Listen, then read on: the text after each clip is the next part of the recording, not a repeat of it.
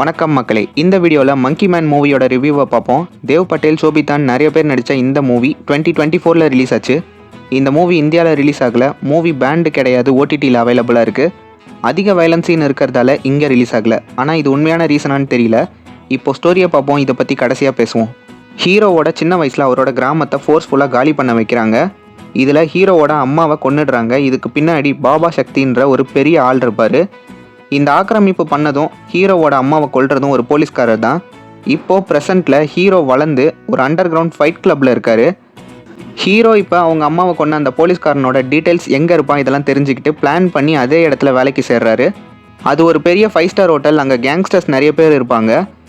எப்படியோ ட்ரை பண்ணி வில்லனை கொல்ல நினைக்கும் போது மிஸ் ஆகிடுது. இதனால் அந்த ஊரே இவரை தேடுறாங்க. ஒரு பக்கம் போலீஸ், இன்னொரு பக்கம் ரவுடிஸ்.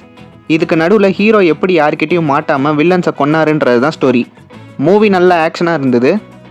இது ஒரு ஹாலிவுட் மூவியாக இருந்தாலும் இந்தியன் மூவி பார்க்குற மாதிரி தான் இருந்தது. ஏன்னா இந்த மூவியோட ஹீரோ அண்ட் டைரக்டர் ரெண்டுமே தேவ் பட்டேல் தான். தேவ் பட்டேலோட மூவிஸ் இந்தியன் ஸ்டைலில் தான் இருக்கும். எக்ஸாம்பிளுக்கு இதுக்கு முன்னாடி வந்த இவரோட movies Slumdog millionaire, hotel Mumbai மாதிரி இருக்கும். ஹீரோயின் சோபிதா வேறு யாரும் இல்லை, பொன்னியின் செல்வன் மூவியில் வந்த வானதி கேரக்டர் தான். வில்லன் ரோலில் மகரந்த் தேஷ்பாண்டி நடிச்சிருப்பார். இவர் ஜெயிலர் மூவியில் ஒரு சின்ன ரோலில் சிக்கந்தர் சிங்ன்ற கேரக்டரில் வருவார்.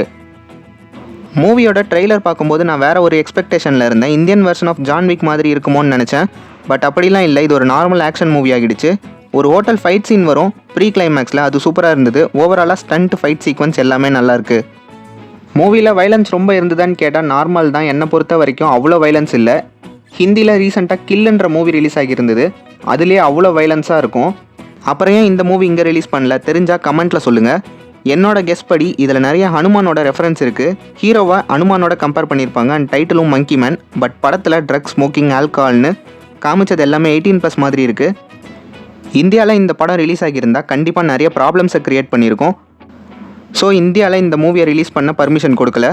அண்ட் இன்னொரு ரீசனும் இருக்குது. அது வில்லன் கேரக்டரான பாபா சக்தி வச்சு. அது என்னன்னு தெரிஞ்சவங்க கமெண்ட் பண்ணுங்கள். தெரியாதவங்க படத்தை பார்த்துட்டு வந்து கமெண்ட்டில் சொல்லுங்கள்.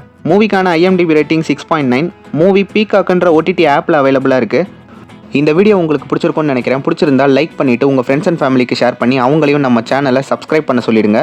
நம்ம சேனலில் இதே மாதிரி நிறைய movie reviews, movie updates, trailer, teaser, break டவுன்னு நிறைய கண்டென்ட் இருக்குது. அதையும் பாருங்கள். நெக்ஸ்ட் வீடியோவில் உங்களை சந்திக்கிறேன். பை பை மக்களே.